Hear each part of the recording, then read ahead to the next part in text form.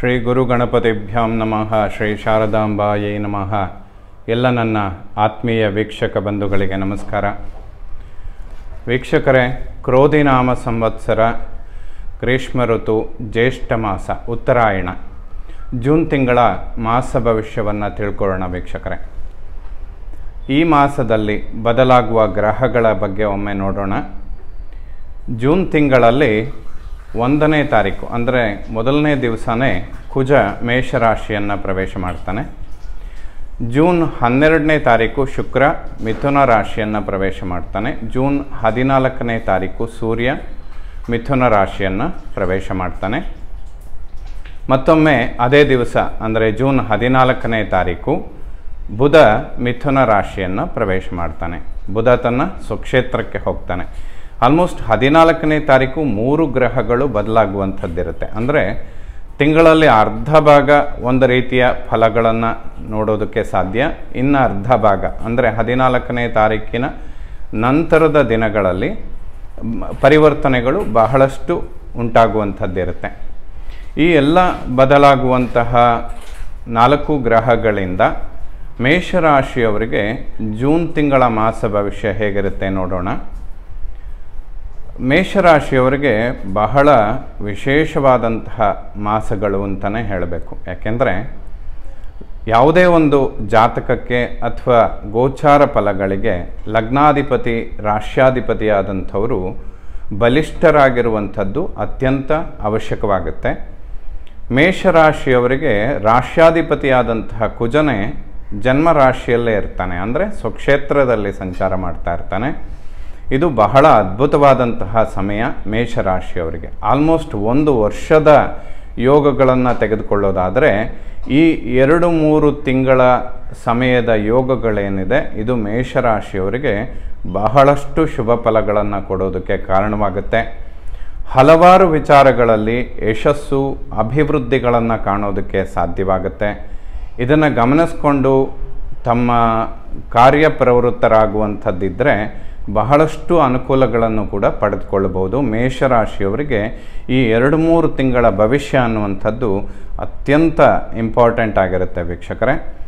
ಜನ್ಮರಾಶಿಯಲ್ಲಿ ಸ್ವಕ್ಷೇತ್ರ ಕುಜನ ಸಂಚಾರ ಮೇಷರಾಶಿಯವರಿಗೆ ಬಹಳಷ್ಟು ಅದ್ಭುತ ಫಲಗಳನ್ನು ಕೊಡುತ್ತೆ. ಆರೋಗ್ಯದಲ್ಲಿ ಬಹಳಷ್ಟು ಅಭಿವೃದ್ಧಿಗಳನ್ನು ಕಾಣೋದಕ್ಕೆ ಸಾಧ್ಯವಾಗುತ್ತೆ. ಮಾನಸಿಕ ನೆಮ್ಮದಿ, ಆರೋಗ್ಯದಲ್ಲಿ ಅಭಿವೃದ್ಧಿ, ಯಾವುದೇ ಸಮಸ್ಯೆಗಳಿದ್ದರೂ ಕೂಡ ಈ ಸಮಯದಲ್ಲಿ ಅದಕ್ಕೆ ಪರಿಹಾರಗಳನ್ನು ಕಂಡುಕೊಳ್ಳೋದಕ್ಕೆ ಖಂಡಿತವಾಗಲೂ ಸಾಧ್ಯವಾಗುತ್ತೆ. ಮತ್ತು ಅದನ್ನು ಸಂಪೂರ್ಣ ಒಂದು ಪರಿಹಾರ ಮಾಡಿಕೊಳ್ಳೋದಕ್ಕೂ ಕೂಡ ಸಾಧ್ಯವಾಗುತ್ತೆ. ಇದು ಬಹಳ ವಿಶೇಷವಾದಂತಹ ಮಾಸ. ಮೊದಲನೇ ದಿವಸವೇ ಕುಜನ ಪರಿವರ್ತನೆ ಅನ್ನುವಂಥದ್ದು ಮೇಷರಾಶಿಯವರಿಗೆ ಬಹಳಷ್ಟು ಅಭಿವೃದ್ಧಿಗಳನ್ನು ಇನ್ನೊಂದು 2-3 ತಿಂಗಳಲ್ಲಿ ನೋಡೋದಕ್ಕೆ ಸಾಧ್ಯವಾಗುತ್ತೆ. ಹಾಗಾಗಿ ಯಾವುದೇ ಒಂದು ಮಹತ್ತರವಾದ ಕೆಲಸಗಳನ್ನು ಮಾಡುವಂಥದ್ದಿದ್ದರೆ, ಬಹಳ ಒಂದು 5-10 ವರ್ಷಗಳಿಂದ ಬಂದಿರುವಂತಹ ಪ್ಲ್ಯಾನಿಂಗ್ಗಳಿದ್ದರೆ ಈ ಟೈಮಲ್ಲಿ ಅದನ್ನು ಸಕ್ಸಸ್ ಮಾಡಿಕೊಳ್ಳೋದು ಖಂಡಿತ ಶುಭ ಆಗುತ್ತೆ ಮೇಷರಾಶಿಯವರಿಗೆ. ಇನ್ನು ಕುಟುಂಬ, ವಾಕ್ಸ್ಥಾನ, ಧನಸ್ಥಾನದಲ್ಲಿ 3 ಗ್ರಹಗಳ ಸಂಚಾರ ಆಗ್ತಾ ಇರುತ್ತೆ. ರವಿ, ಬುಧ ಮತ್ತು ಶುಕ್ರ 3 ಗ್ರಹಗಳು ಆಲ್ಮೋಸ್ಟ್ ಜೂನ್ ತಿಂಗಳ ಮಧ್ಯಭಾಗದ ತನಕ ದ್ವಿತೀಯ ಭಾವದಲ್ಲೇ ಇರ್ತಾರೆ. ಕುಟುಂಬದಲ್ಲಿ ಸೌಖ್ಯ, ನೆಮ್ಮದಿ ಇದನ್ನೆಲ್ಲ ಕಾಣೋದಕ್ಕೆ ಸಾಧ್ಯ. ವಾಕ್ಯಗಳಿಂದ ಯಶಸ್ಸು, ಅಭಿವೃದ್ಧಿಗಳನ್ನು ಕಾಣೋದಕ್ಕೆ ಸಾಧ್ಯವಾಗುತ್ತೆ. ನೀವು ನಿರೀಕ್ಷಿಸಿದಂತಹ ಹಣ ನಿಮ್ಮ ಕೈ ಸೇರೋದಕ್ಕೂ ಕೂಡ ಖಂಡಿತ ಅನುಕೂಲ ಆಗುತ್ತೆ. ವಿಶೇಷ ಧನಾಗಮನಗಳಿಗೂ ಕೂಡ ಸಹಾಯವಾಗುವಂತಹ ಮಾಸ ಇದು.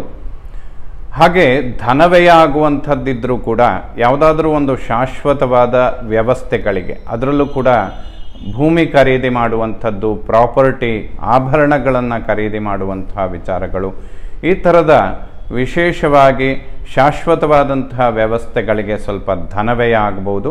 ಬಟ್ ಅದು ತುಂಬ ಶುಭ ಅಂತಲೇ ಹೇಳ್ಬೋದು. ವಿಶೇಷವಾಗಿ ಮೇಷರಾಶಿಯವರಿಗೆ ಬಹಳಷ್ಟು ಕುಟುಂಬ ಸ್ಥಾನ, ಧನಸ್ಥಾನ, ವಾಕ್ಸ್ಥಾನ ಈ ಎಲ್ಲ ವಿಚಾರಗಳಲ್ಲಿ ಯಶಸ್ಸನ್ನು ಕಾಣೋದಕ್ಕೆ ಸಾಧ್ಯವಾಗುತ್ತೆ.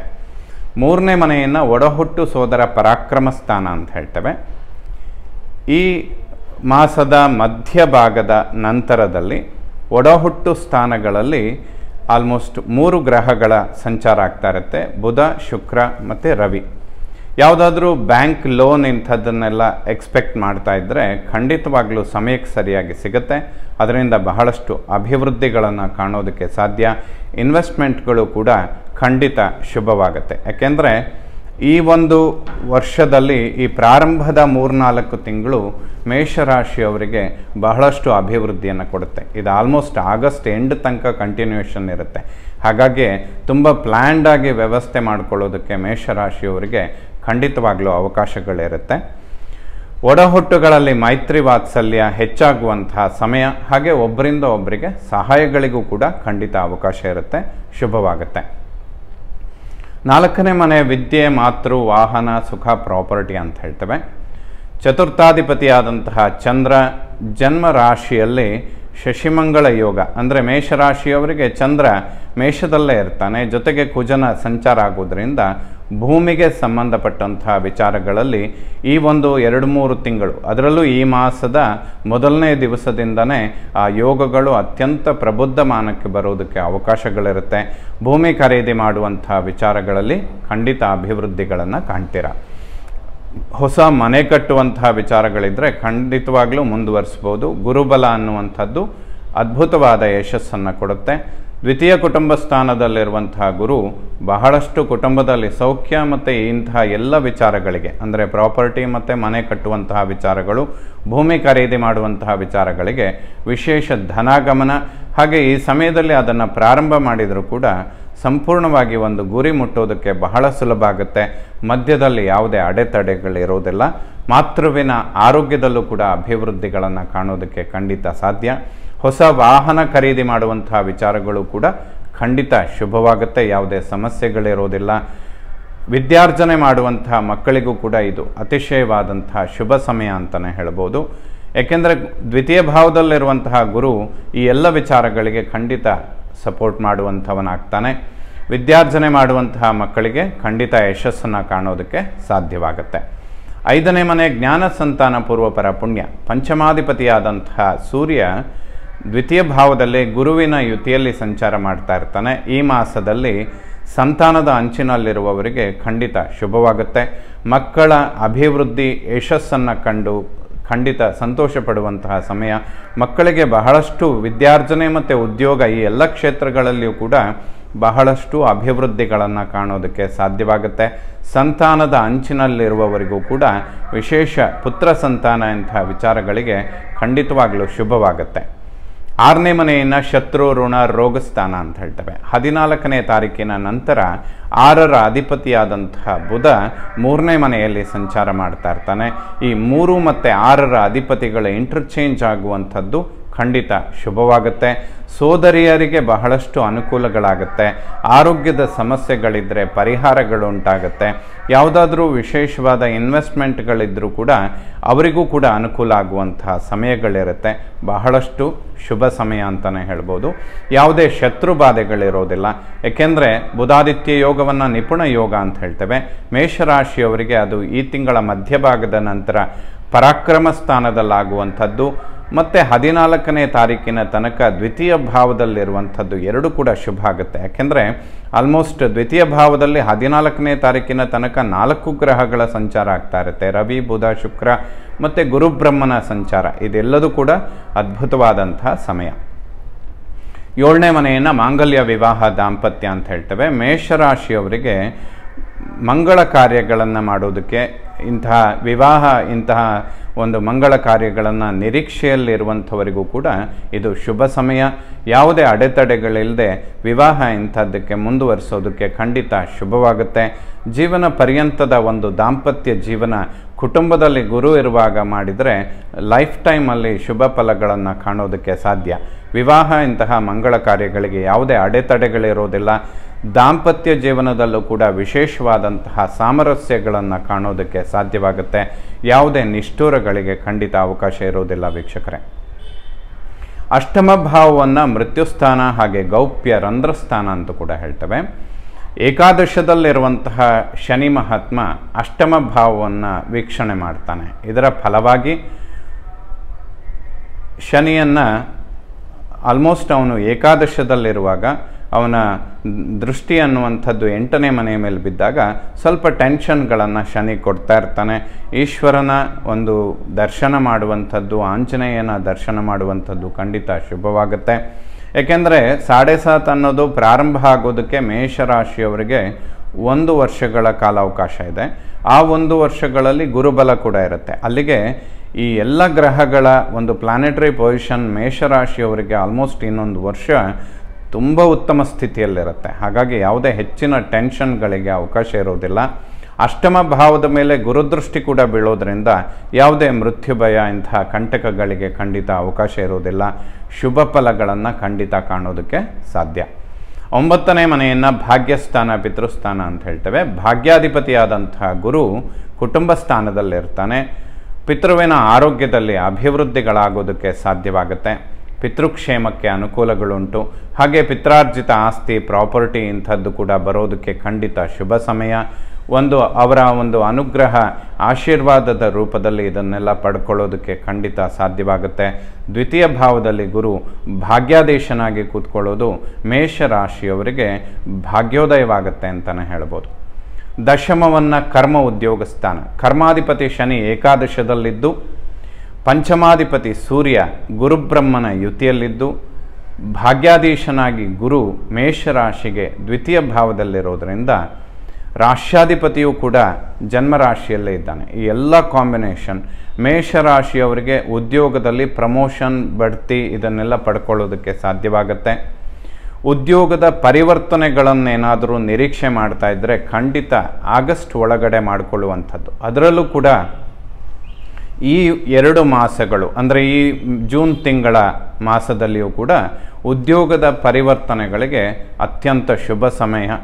ಈಗ ಪರಿವರ್ತನೆಗಳನ್ನು ಮಾಡಿಕೊಂಡ್ರೆ ಆಲ್ಮೋಸ್ಟ್ ಇನ್ನೊಂದು 3-4 ವರ್ಷಗಳ ಕಾಲ ಮೇಷರಾಶಿಯವರು ಸ್ಥಿರವಾಗಿ ಒಂದೇ ಜಾಗದಲ್ಲಿ ಉದ್ಯೋಗ ಮಾಡಬೇಕಾದಂಥ ಅನಿವಾರ್ಯತೆಗಳು ಹೆಚ್ಚಾಗಿರುತ್ತೆ. ಹಾಗಾಗಿ ಯಾವುದಾದ್ರೂ ಸ್ಥಿರವಾದ ವ್ಯವಸ್ಥೆಗಳನ್ನು ಈ ಸಮಯದಲ್ಲಿ ಮೇಷರಾಶಿಯವರು ಮಾಡಿಕೊಳ್ಳೋದು ಖಂಡಿತ ಶುಭವಾಗುತ್ತೆ. ವಿದೇಶದಲ್ಲಿ ಉದ್ಯೋಗ ಇಂತಹ ವಿಚಾರಗಳಿದ್ದರೂ ಕೂಡ ತುಂಬ ಅದೆಲ್ಲ ಪಾಸಿಟಿವ್ ಆಗಿ ಕೆಲಸ ಮಾಡೋದಕ್ಕೆ ಸಾಧ್ಯವಾಗುತ್ತೆ. ಆ ದಿಕ್ಕಿನ ಕಡೆ ಮೇಷರಾಶಿಯವರು ಹೆಚ್ಚಿನ ಪ್ರಯತ್ನಗಳನ್ನು ಮಾಡುವಂಥದ್ದು ಶುಭವಾಗುತ್ತೆ. ಇನ್ನು ಸ್ವಂತ ವ್ಯವಹಾರ, ಬಿಸ್ನೆಸ್ ಇಂಥದ್ದನ್ನು ಮಾಡೋರಿಗೆ ಹೂಡಿಕೆ ಮಾಡೋದಕ್ಕೆ ಈ 2-3 ತಿಂಗಳ ಕಾಲ ಅತ್ಯಂತ ಶುಭ ಅಂತಲೇ ಹೇಳ್ಬೋದು. ಯಾವುದೇ ಅಡೆತಡೆಗಳಿರೋದಿಲ್ಲ. ಈ ಒಂದು 6 ತಿಂಗಳ ಸಮಯ ಏನಿದೆ, ಕುಜನ ಸಂಚಾರಗಳು ಕೂಡ 1.5 ತಿಂಗಳು ಒಂದು ರಾಶಿಯಲ್ಲಿ ಕುಜನ ಸಂಚಾರವಾಗುತ್ತೆ. ಆಲ್ಮೋಸ್ಟ್ ಮೇಷ, ವೃಷಭ, ಮಿಥುನ ರಾಶಿಗಳಲ್ಲಿ ಕುಜನ ಸಂಚಾರ ಮೇಷರಾಶಿಯವರಿಗೆ ಅದ್ಭುತವಾದ ಫಲಗಳನ್ನು ಕೊಡುತ್ತೆ.